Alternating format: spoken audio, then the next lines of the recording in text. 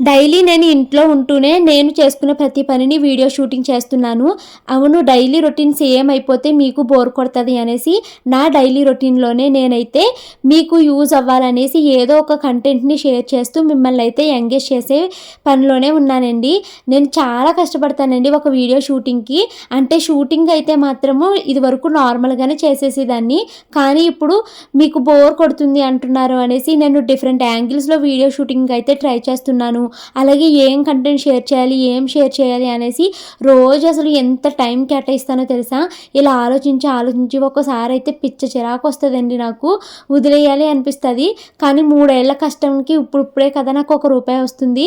దీన్నెలా వదలకూడదు, ఇంకా ముందుకు తీసుకెళ్ళాలి అనేసి అలా ఏదో ఒకటి నేను ప్రయత్నం అయితే చేస్తూనే ఉంటున్నానండి.